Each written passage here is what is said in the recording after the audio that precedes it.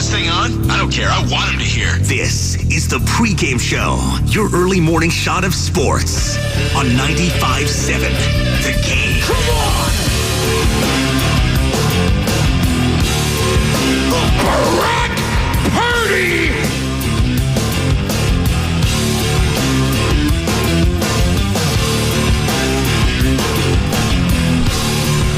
That's who I'm focused on too, Paul Heyman. Welcome in, ladies and gentlemen, boys and girls, to the Pregame Show. Joe Spadoni. Happy Friday to all you lovely people just getting off work, getting ready for work, getting ready for school. You did it. You earned it. September, it's coming to an end here sooner rather than later. We're going to be shifting to fall, Halloween, Thanksgiving, Christmas. That's the heart of football season. We got a divisional matchup on Sunday at SoFi Stadium between the San Francisco 49ers and Los Angeles Rams. And for the San Francisco 49ers, potentially, you're looking at this. We know Christian McCaffrey's out. We know Deebo Samuel's going to be out. Potentially no George Kittle and no Charvarius Ward. Brock Purdy, come on down. I mean, if all the people that had, their reservations about Brock being the guy and wanted to see what it looked like, if he didn't have that abundance of talent around him, you're going to get your wish against a divisional opponent that is equally, if not more so, beat up than you. You still got Brandon Ayuk, you still got Trent Williams, and you still got Jordan Mason, who's been one of the best running backs in football. Granted, it's been 2 weeks. So let's see what the $60 million a year quarterback potentially has in store for us. How much pressure is on Brock Purdy this Sunday, 49ers fans? 888-957-9570. And how confident are you that he could elevate all the others around him to get this win? Or are you looking at like Spadoni, we own the Rams. I'm not even worried about this game. Or is it the opposite, saying, man, no Kittle, no McCaffrey, no Deebo? Charvarius Ward on defense is going to be out, our best cornerback. We might need Brock to be that guy. But they'll establish the run first. They'll try to do that because this is the Shanahan offense, and then we always go to the quarterback. But you know what? It's the running game that starts everything. The zone block running game of the San Francisco 49ers offense. And as far as I know, all the offensive linemen are healthy. They didn't have a great weekend last week, but you know what? I'm looking at them to dominate. I'm looking at Jordan Mason to dominate. Now, the Rams, they're going to try to stack the box. They're going to try to shut down the run and vice versa. The game plan for both of these teams on Sunday is to put the quarterback in harm's way and putting them in passing down situations. That's going to be the game plan. For the Niners, it's shut down Kyren Williams. For the Rams, it's shut down Jordan Mason. And let's see what Purdy and let's see what Stafford got. I, for one, would love to have some sort of a shootout between these two guys. I just don't think we're going to get it. I think it's going to be grinding the clock. I think there's going to be a lot of defensive struggle in this game. What is the over-under on this one as I check via DraftKings right now? 43.5. Yeah, I'm leaning under on this one. Prior to the Kittle injury, prior to the Charvarius Ward, I was thinking, you know what? Maybe over, and it's a Niners blowout. Now, that 6.5 is looking interesting. And that's what the Niners are favored on the road, again, down at SoFi Stadium. So 888-957-9570. I want to hear from you, Niners fans. How are you feeling about this game now? No Deebo, no McCaffrey, potentially no George Kittle or Charvarius Ward. Does that change how you feel this game should go at all? Because I was confident as hell that you cannot lose this game. It would be a disaster. Now, all of a sudden, they lose this game, but they're still 6.5 point favorites. So Vegas thinks they should still dominate. I'm not so sure. Kittle is so important to all aspects of that offense. With him not being out there, and the tight end's always a safety blanket, whichever offense, I don't care what offense it is. It could be Kyle Shanahan's, it could be Josh McDaniels, it could be Mike McDaniel, it could be Luke Getsy's. The tight end is the ultimate safety blanket. And without him, and how important this tight end is to this team as far as the blocking goes, it's a huge loss. Huge loss. Potentially. Again, if you're just joining us, Adam Schefter reported yesterday, George Kittle missed yesterday's practice with a hamstring issue. Same goes for Charvarius Ward. We'll see if they practice today, but something definitely to monitor as you're already missing your two most explosive players on offense, Debo and Christian McCaffrey. So what does that mean for another guy that we haven't really talked about yet? Brandon Ayuk. I mean, see if you have him in fantasy. You weren't upset about the news yesterday, I'll tell you that. Niners fans, sure, but everyone else? Oh, that means my Ayuk targets are going up. And unfortunately, that's the society we live in. And unfortunately, I did that. I'll be honest. I was like, oh, I have Brandon Ayuk. It's going to be good for my fantasy team because we're selfish and that's what we do. Hope Kittle's okay. Hope everyone's okay. But for Brandon Ayuk, a guy that held out, a guy that missed all of training camp, OTAs, everything, a guy that has underwhelmed the first 2 weeks of this season, who got paid $30 million a year, this is a game he needs to step up. And there's no excuses not to get double-digit receptions. There's no excuses not to get 100 yards at least in this game. Brock Purdy is going to be feeding you. Yes, you're going to try to run the ball, but there's going to be passing down situations where I'm looking at Brandon Ayuk. He needs to dominate in this game. More so than Brock Purdy, in my opinion. But that's kind of a symbiotic relationship as it is anyways. He can only dominate if the quarterback has the time to do so. So Purdy and Ayuk are going to have to carry this team on Sunday. You can say, oh, Jordan Mason, he's been balling. I think the Rams are going to try to shut him down. They're going to force the 49ers to throw. And right now, the passing game for the San Francisco 49ers hasn't been great. And that hasn't been great because McCaffrey's not there, who's an elite receiver, as well as a running back. No Debo Samuel, who was balling out the first 2 weeks. And now no George Kittle, potentially, who, again, has been great the first couple weeks of the season. Man, when it rains and pours, I said that earlier this week when we heard the Debo Samuel calf injury news. From the Xfinity Mobile text line, 888-957-9570. That's the number to call or text. Also hit us up on Twitch, Twitter, or YouTube, powered by First NorCal Credit Union. We're streaming all day long. Give me a follow at Spadoni_Joe on Twitter. Not good for Ayuk from the 650. The defense can overload him without other weapons on the field. We'll see. This is why he got paid, though. There's going to be some tight windows. Purdy trusts his guy. You got to make the catch. You can't have early drops in this game and have any doubt creep into the back of Brock Purdy's mind. Now, I understand Ayuk second team All-Pro. He might have a drop here or there, and you have to keep feeding him. But that without the safety blankets that he's used to, maybe he is going to Juwan Jennings.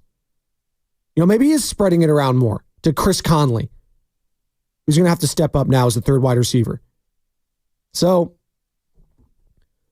there's a lot on Kyle Shanahan in this game, on Brock Purdy, on Brandon Ayuk, on Nick Sorensen, the defense, with potentially no Charvarius Ward, in a secondary that already struggled last week as Justin Jefferson just absolutely dominated in the game. And on the most important drive of the game, he wasn't even there. They didn't even have Jordan Addison last game. And that should have been a blowout, if not for Fred Warner. And say what you will about Matt Stafford, I still think he's a top 10 quarterback, and obviously there's no Cooper Kupp and there's no Puka Nacua for the Rams this game, both of them dealing with leg injuries. He can still slice and dice if you give him time. Sean McVay is still one of the best coaches in the NFL. Maybe the best coach, not named Andy Reid, some might say. He's that damn good. He has a Super Bowl ring. He knows what it takes. So I'm looking at the 49ers defensive line and Nick Sorensen and Nick Bosa and Leonard Floyd, Javon Hargrave. They need to have a dominant game against a battered, bruised, and broken Rams offensive line. I can't wait for that. The storylines in this game with all the injuries just make it so much more intriguing. I wish everyone was healthy because you want the people to be at their best. That's what we want. But now that we're kind of on equal footing, not so much because I think the Rams are still just look at the line, 6.5 point. They're still talent-wise just so far down, but it gives us another look at what Brock Purdy has to look like potentially at times without his best targets. I'm interested in that. I am. Here's Brock Purdy yesterday talking about potentially not having key guys for the upcoming game.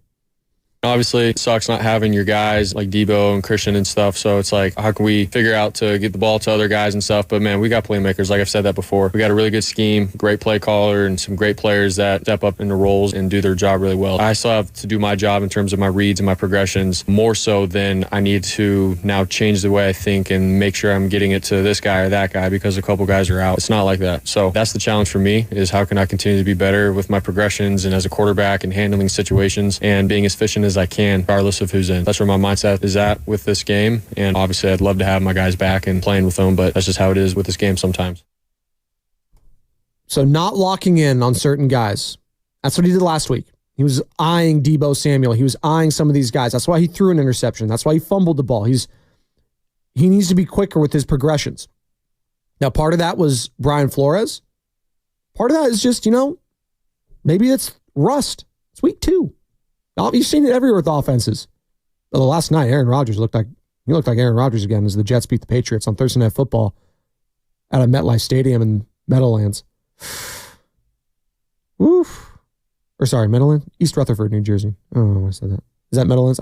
My geography is not great over in Jersey, New York. Apologies if you're listening from there. But he looked good. You feel better about that win against the Jets, Niners fans, week 1? Jets might be, hey. I know it's the Patriots. Patriots got a good defense, though. It's a divisional game. I'm not scoffing at a win like that for the Jets. Aaron Rodgers looked good. He actually looked spry when he's scrambling. I was actually impressed. His mobility looked so much better from 2 weeks ago last night. But back to Brock Purdy and talking about his progressions. He expanded upon that yesterday talking to media. Well, there was a couple plays where I dropped back, and for me, I just wasn't on top of my progressions and getting off certain reads and holding on to the ball a little bit in certain situations and plays. And so that's where I had to be better. And it's football. You're not always going to be perfect. There's some plays like that are going to happen. But for me, I think it happened more than I wanted it to. I had to learn from it and grow from it. 408 on the Xfinity Mobile text line. And again, 888-957-9570. What are you looking for or looking forward to most of all in this game Sunday between the Rams and the 49ers? Is it the quarterback matchup? Is it what's Brandon Ayuk going to do? Is it the defense stepping up? What are you looking forward to most within this matchup with, again, no Debo Samuel, no Christian McCaffrey, no Puka Nacua, no Cooper Kupp, and potentially no George Kittle or Charvarius Ward, who are dealing with hamstring injuries. So we'll see on that. But the 408, it's not the end of our season if we lose. We'll be fine. If we sneak into the playoffs with all of our guys back and clicking on all cylinders. All right, that's Oreo cookie. No one's saying it's the end of the season, Oreo. No one's saying that. It'd be a bad loss, though, as there's some breaking news running across my screen right now that Joel Embiid and the 76ers have agreed to a 3-year, $193 million max extension. So there you go. Joel Embiid sticking around in Philadelphia. He redeemed himself towards the end of that Olympic run. Thank you, Joel. But no one's saying if they lose on Sunday, the season's over. No one's saying that. Now, I do think it is reason to panic a little bit if you lose this Sunday against that Rams team, even given all the injuries the Niners have right now. Don't get it twisted. 49ers should win this game still. Even without Kittle, Debo, McCaffrey, or Charvarius Ward. They have that much depth. Again, offensive line is healthy.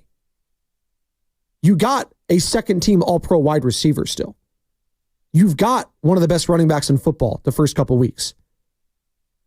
Juwan Jennings is a hell of a wide receiver that's not talked about enough. He is underrated.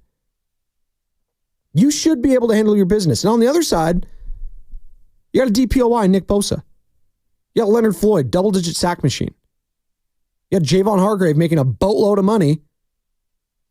You should win this game. What do the Rams have going for them? Matt Stafford and Kyron Williams? That's not enough. That's not enough. I got Demarcus Robinson as my number one. I got Tutu Atwell. It's not good enough. You should win this game, 49ers.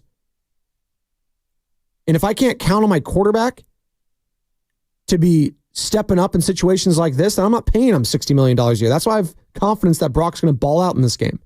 Because if he doesn't, if he struggles, then there's some doubt about him going forward. A little bit, not all of it. Could be one game, as Oreo Cookie says.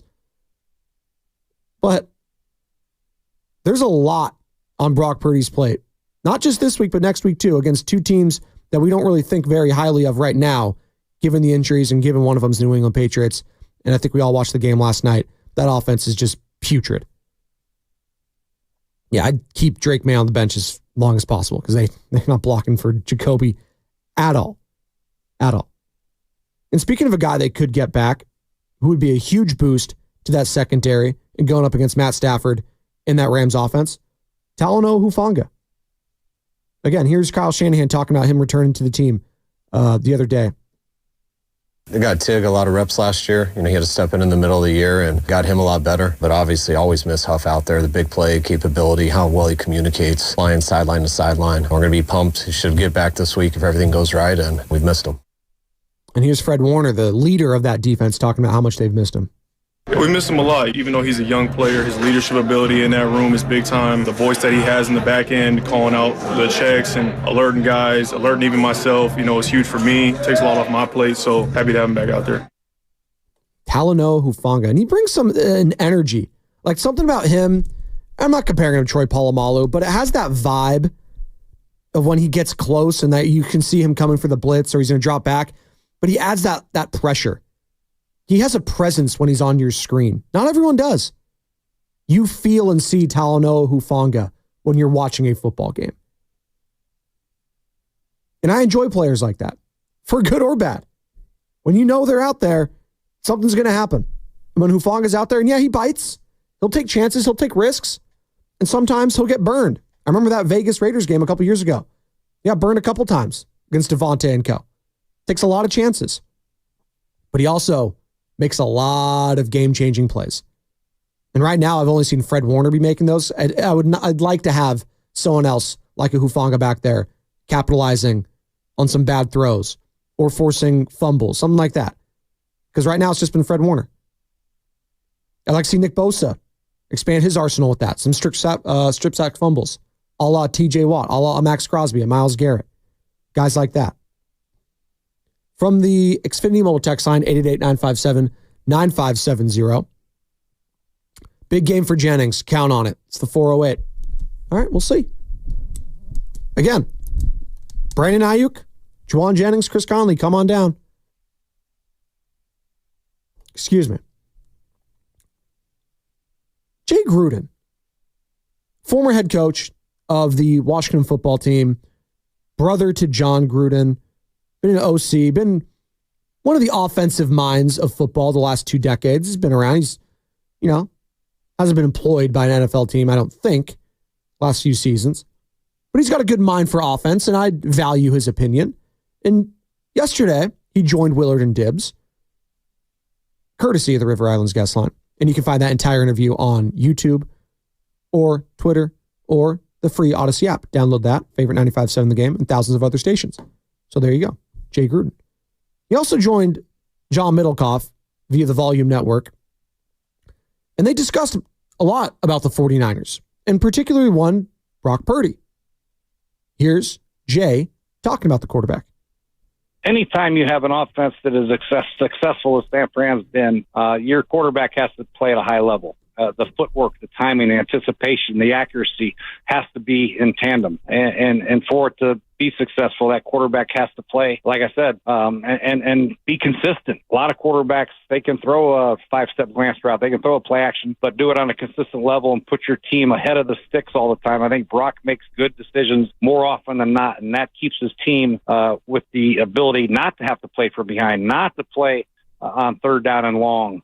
And that's part of why Kyle's so successful, because his offense is predicated on first, second down.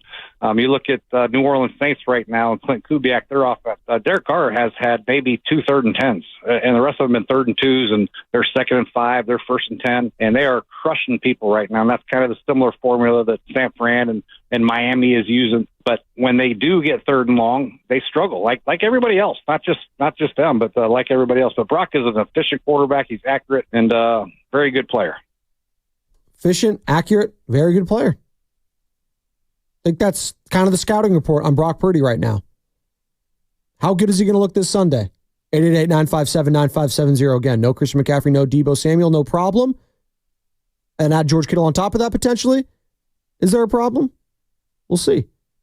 We shall see. Something that should be a boost, though, for them is basically playing another home game.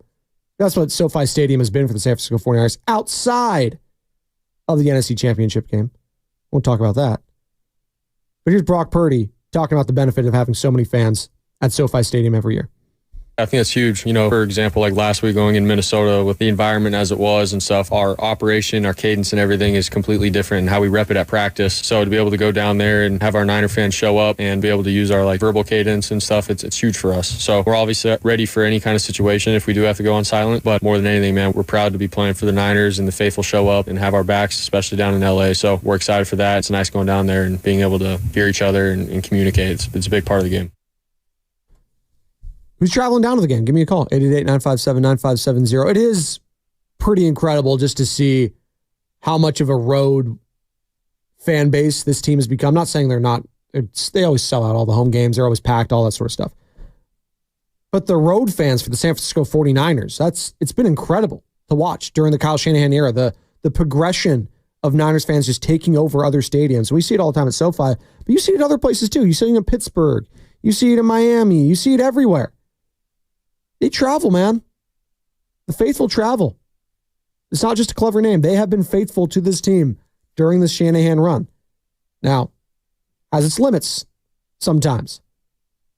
And this season, as we all kind of been agreed on, might be the closing of a certain Super Bowl window. Maybe another one opens shortly after that, but it's a Super Bowl window right now.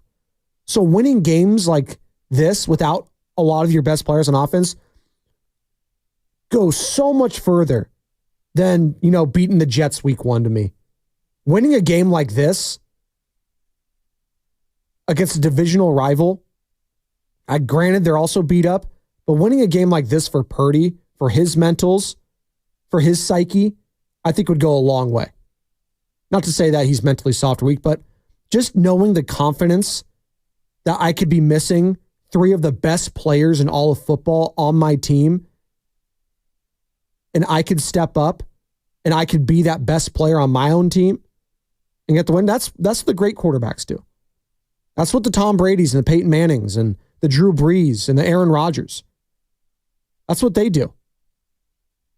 They elevate everyone else around them. So maybe we'll see an elevated game from a Juwan Jennings, from a Chris Conley. Hell, the rookie, Isaac Guerrero, we're going to see him in passing down situations potentially. Lord knows they don't like to throw the ball to Jordan Mason. And that's another thing with Christian McCaffrey. That's just, I feel like we just have been underrating that absence a lot in the passing game. He's also an elite wide receiver. You guys all understand that, right? I hope that doesn't get lost. Not only is he the best running back in football, but at times he feels like a top 20 receiver. Out of the backfield, doing slants, doing quick posts, whatever it is, the wheel routes, he's that good. I truly believe he could be one of the best slot receivers in the NFL if he wanted to be. But he's content with being one of the best running backs. Although I feel like he'd get paid more if he was a slot receiver. But we're not going to get into that, as I digress.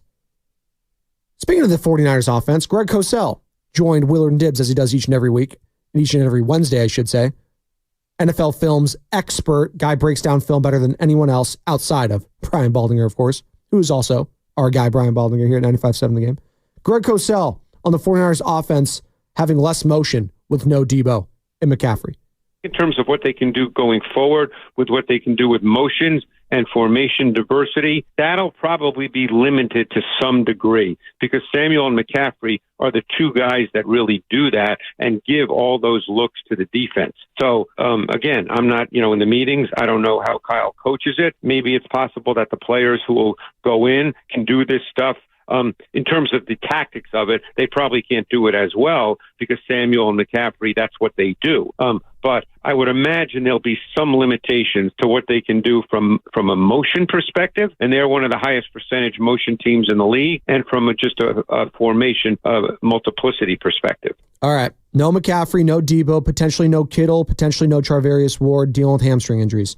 Who needs to step up the most this Sunday? That's my question to all of you. 888-957-9570. Is it Purdy? Is it Ayuk? Is it Shanahan? Is it Juwan Jennings? Is it Nick Bosa? Is it Leonard Floyd? Who needs to step up the most for the 49ers to win this game and come out of SoFi Stadium with a 2-1 record? 888-957-9570. We'll react to that on the other side. Plus, did we just witness the greatest performance in the history of baseball yesterday? Did we? I can't believe on a Football Friday we're going to be talking about baseball, but this player is fastly becoming one of the greatest, if not the greatest of all time. I'll explain on the other side on 95.7 The Game.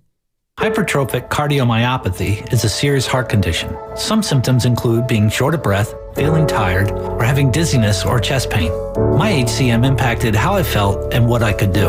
So I asked my cardiologist about treatment advances that gave me new options. That conversation was big for me. That's why I'm working with Bristol Myers Squibb to raise awareness about HCM and to help others like me. Talk to your cardiologist.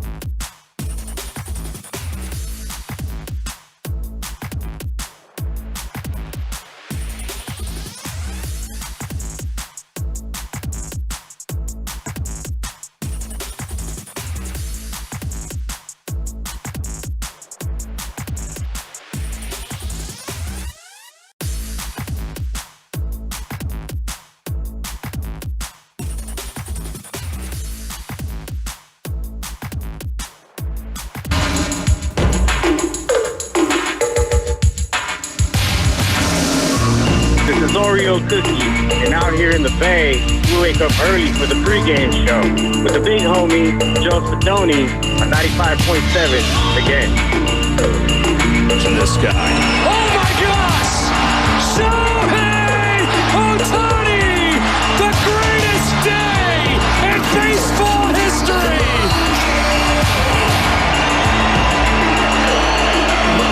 This is not real life. It is Joe Davis, courtesy of Spectrum Sports. Shohei Ohtani, the first ever member of the 50-50 club. 50 jacks, 50 stolen bases. And if that wasn't good enough, let's just make it 51-51. Shut up. Thank you, Dave. As the Giants are officially eliminated from playoff contention yesterday, Shohei has one of, if not the greatest day in the history of baseball. 6 for 6, 10 ribbies, 3 home runs, and Sam Lubman is left bereft. And just how appropriate is it that all that has to happen on the day the Giants are walked off out of playoff contention? I mean, you knew they weren't going to make the playoffs, blah, blah, blah, but it's just, why not? If it's going to rain, it might as well pour.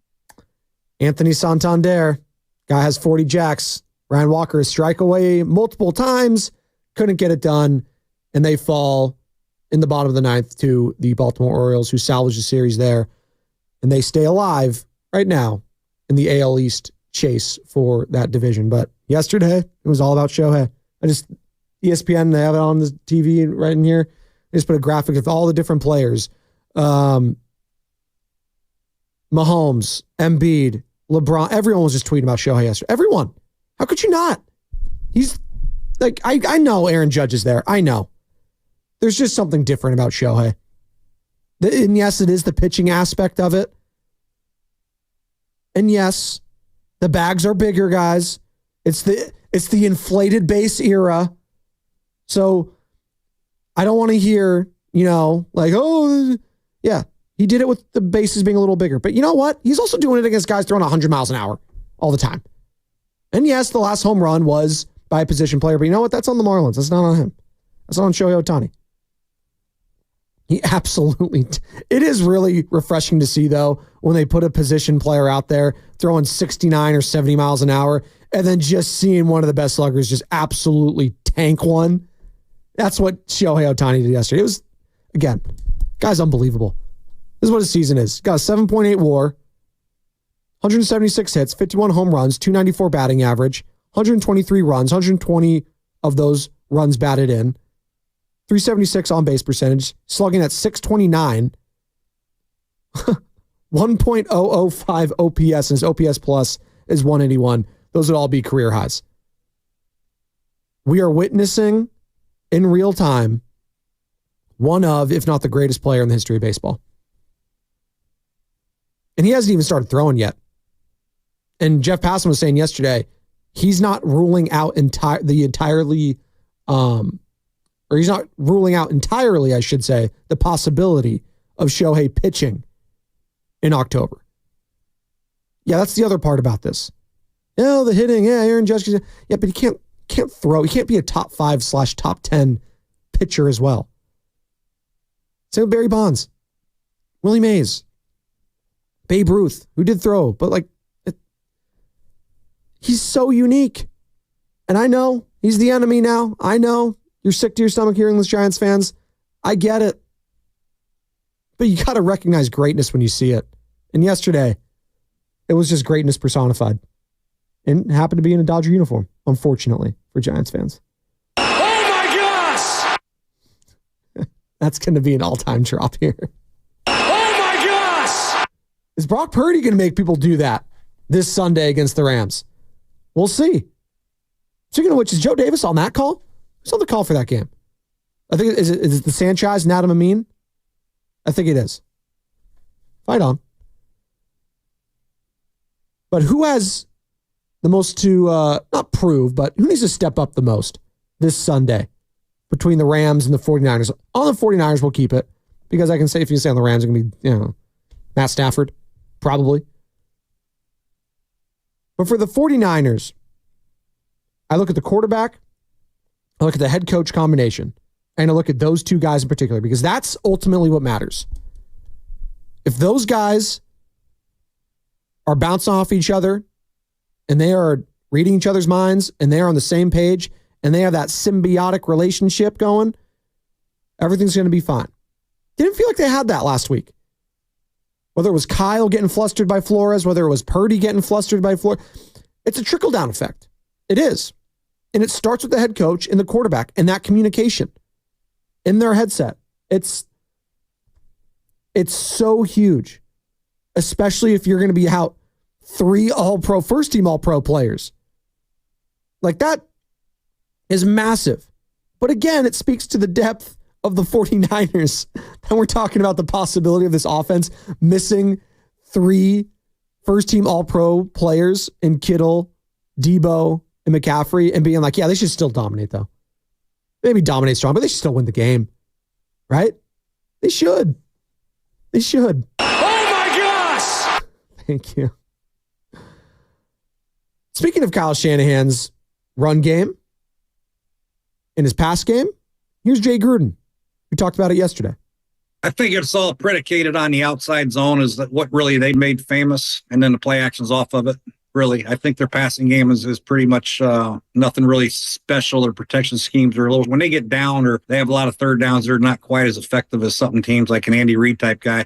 But first and second down, these guys will kill you. If they're having success on first and second down, they have a litany of play action passes and boots and leaking the tight ends out around the backfield and the runs they get going. They're very schooled in how they want their run blocking to be. They have different variances off the outside zones with the sifting and very creative ways to get to the same spot, which is what I liked about how they ran it. I actually think Kyle's best season as a play caller when he had Robert Griffin as a rookie. I mean, he put in some plays nobody's ever saw. The zone reads with the sifting tight end, and then they're bluffing that guy, and then he's keeping it with the lead blocker, and then they're pulling it out, throwing a glance route right behind to Pierre Garçon, and then finally the league caught up with it. They were starting to fall back a little bit on some of these sift blocking, but that first came in, he was giving defenses nightmares, and so yeah, he's definitely a great play caller. First, second down, probably one of the best. And that's Jay Gruden on with John Middlecoff at the Volume Network yesterday. He also joined us courtesy of the River Islands guest line right here on 95.7 The Game with Willard and Dibbs. Find that entire interview on YouTube or the free Odyssey app. Here's more from Jay Gruden talking about not knowing if the 49ers can actually replace George Kittle. I'd be more concerned about George Kittle than anybody. I think George Kittle makes that offense what it is. He is the best blocking tight end and receiving tight end combination there is. And if you look around the league, not many teams have a blocking tight end like George Kittle that can go out and run pass routes and break tackles like he does. They're almost non-existent right now. I think he's the most valuable player on the team. Personally, I love Trent. I love Brock. I love Debo. But George Kittle is a monster. If he's not in there, I don't know what they're going to do. So you got to figure out ways to get another tight end in there and continue to hit people with Mason in the running game so your play actions are there on first and second down, and on third down, do the best you can and protect the quarterback and try to get through this game and try to win it probably by a field goal or whatever. 6.5-point favorites. It does feel like if I'm going to go any bet in this game, if I'm going to go to Vegas and I look at the over-under on 43.5, I do feel like I'm leaning on the under here, just given all the injuries, given that I think both teams are going to try to run the ball. I think they're going to try to establish Kyren Williams on the other side. I think the Niners are going to try to establish J.P. Mason and just kind of grind this thing out and take your shots. I want to see there's going to be opportunities in this game where that defense and that secondary of the Rams is going to bite on some play actions, some hard play actions. I want Brock to throw some dime skis to Brandon Ayuk, to Chris Conley, to Joan Jennings. I don't care who it is. Kyle Juszczyk. Get that guy out there. Like, that's why you pay him that money to be one of the best fullbacks in the league, but he's also a Swiss Army knife on this offense. I expect Juszczyk to get some more touches in this game. Absolutely. If there's not going to be a George Kittle, who, again, if you're just joining us, is dealing with a hamstring injury, according to Adam Schefter of ESPN. So we'll react to more of this, more Jay Gruden sound on the other side, because it's fast. By the way, Jay Gruden sounds more like John Gruden than John Gruden sounds like John Gruden. Jay has that heavy Ohio accent, kind of like Sean McVay, who's also from Ohio. Started his coaching career on John Gruden's staff in Tampa Bay, as you all know. 888-957-9570. It's a Phil Collins Friday. Not a payday Friday, but it's a football Friday. And dare I say, dare I say, it's a Shohei Ohtani Friday. Low testosterone forcing you to ride the bench? Get back in the game, in the gym, or in the bedroom with Balance Medical.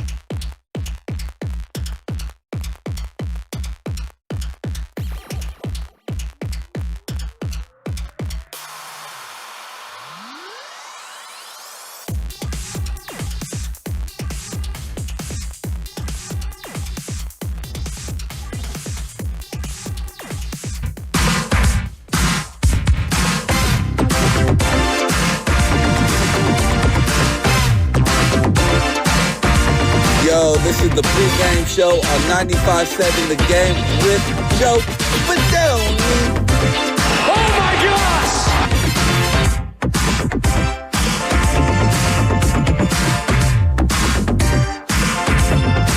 That call with Joe Davis is just...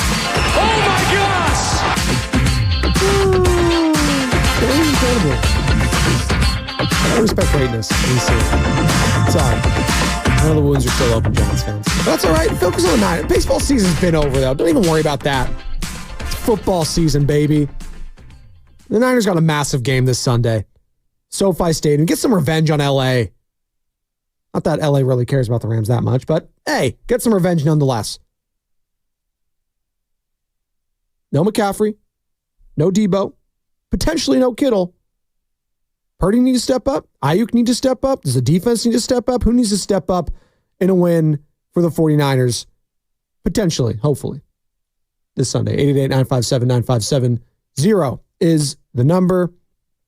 Some other matchups I'm looking at around the NFL this Sunday. Chargers-Steelers is very interesting. I like ones that are evenly matched, ones that you just don't have a good feel for. I do not have a great feel for that one. I know Justin Herbert's missed the last couple of practices. Steelers' offense hasn't been great. The Chargers have been running the ball, J.K. Dobbins, but their defense looks good. But first two games have been against the Raiders. They'll have a great offense. And then against the Panthers, who are the worst team in football. So, I don't know. Steelers, again, beat a Falcons team who had just beat the Eagles. How good are the Falcons? I don't know. But they also beat the Broncos, and Bo Nix looks like trash. So, I don't know. Very evenly field matchup there when it comes to the Chargers and the Steelers. Then you got the Texans and the Vikings. That's the one I'm circled on. If the Vikings are for real, and they looked for real last week, again, they probably should have blown out the 49ers, if not for Fred Warner. And the Texans just look like a step better than everyone right now, whether it's offensively, whether it's defensively. They just look in complete control, and their identity stems from their head coach, DeMeco Ryans, who we know very well here, former defensive coordinator for the San Francisco 49ers. So I'm looking at that team, and Sam Darnold going up against that defense. How's he going to look? And CJ Stroud, for that matter, going up against that defense of the Vikings that made, Shanahan and Purdy look pedestrian. Speaking of Shanahan, we were just talking about this, and the passing game, specifically for the San Francisco 49ers, just hasn't looked quite right. I say part of that is because of McCaffrey. Part of that is just because passing in the offenses in the NFL right now, the first 2 weeks, just, something. Jay Gruden on the passing game in the NFL right now and what he knew about the passing game from his brother and from Sean Payton and comparing it to Kyle Shanahan. This was very interesting. And this was, again, via the John Middlecoff podcast, via the Volume Network. Take a listen. The Sean Payton pass game when he was at New Orleans, and my brother when he was at Oakland and obviously Tampa Bay, those were the pass games that I really liked. I really studied when John was out of football, Sean Payton and Drew Brees, and obviously Tom Brady. They were kind of different. Bill O'Brien and all those coordinators that he had there, they were a little bit different, but they still spread the field pretty good and made it a little bit easier for the quarterback. And it just made more sense to me on the eye where people were, why they were getting there, and who they were reading. Sometimes I just feel like Kyle guys are just running all over the place with no rhyme or reason. But those are the teams. When Drew Brees was in his heyday, it was Sean, and they had, they worked the backs, they worked the weak side linebackers, and they worked the crossing routes extremely well. That was one of the best offenses, I think. More from Gruden here on Brock Purdy and not thinking he gets enough credit for San Francisco's success. Oh, he's great. Nobody expected him to do what he did, and I know he doesn't get enough credit for the success that he's had. Everybody gives, Kyle Shanahan's a great play caller. Somebody's got to execute this offense. And sure, he's had some clean pockets and some really good looks, and you got to credit Kyle for some of those, but still he's delivering the football and he's taken some hits and done a pretty good job of getting their team in position to win. Do I think he's one of the top quarterbacks in the league? I don't think he's one of the top quarterbacks in the league, but you got to give him a lot of credit. I think he's pretty damn good. Doesn't think he's one of the top quarterbacks in the league, but still pretty damn good. Is he ever going to shake that? Like, what? I still don't, like, what can Brock Purdy do? Oh, I know. Go out there and dominate this Sunday without 3 of your top 3 weapons. I mean, you can mix and match whether you put Ayuk there or Debo, whatever. You'll have Brandon Ayuk, and that's really about it. I love Juwan Jennings, I love Chris Conley, Mays. Like, that's what you got. And if you go out there and dominate this Sunday, and you have a crisp and clean performance, then yeah, I think that's going to be eye-opening for a lot of skeptical media members. Or they'll do what skeptical media members do. Oh, well, you're playing a Rams team that was absolutely decimated. They'll keep moving the goalposts back. But you know what? If you're a 49ers fan, you don't care about what they think. You just care about what you think and how you feel. And if you're a little skeptical on your quarterback still, I think if Brock Purdy goes out this Sunday and has a performance like I think he's going to have, you're going to come away from it feeling a lot better about your chances this season and him elevating everyone else around you and being that Tom Brady in New England guy when he didn't have Randy Moss anymore, when he was throwing to Julian Edelman as his number 1, or when Rob Gronkowski was out at times and he had to distribute it to the Danny Amendolas and the Chris Hogans of the world, right? That's what you're hoping to see with Brock Purdy. And on the flip side, you hope your defense can make enough stops and put you in positions to succeed. That's why I'm looking at Nick Bosa to have a massive game. I'm looking at Leonard Floyd to have a massive game. The secondary, though, is concerning. So I'm looking at those guys and the beef on that defensive line to get home. Because if Matt Stafford has time, he's still got a cannon, man. He'll make you pay. And DeMarcus Robinson has got speed. Tutu Atwell's got speed. What does speed do? What does it do? It kills. RIP Cliff Branch. Number 24. 21. 24. 21. What am I doing? Come on. God, 21 is so sick on a wide receiver, though. So sick. I got him in Charles Woodson. I have a Charles Woodson jersey. So, Seawood. By the way, Michigan, yikes. They stink.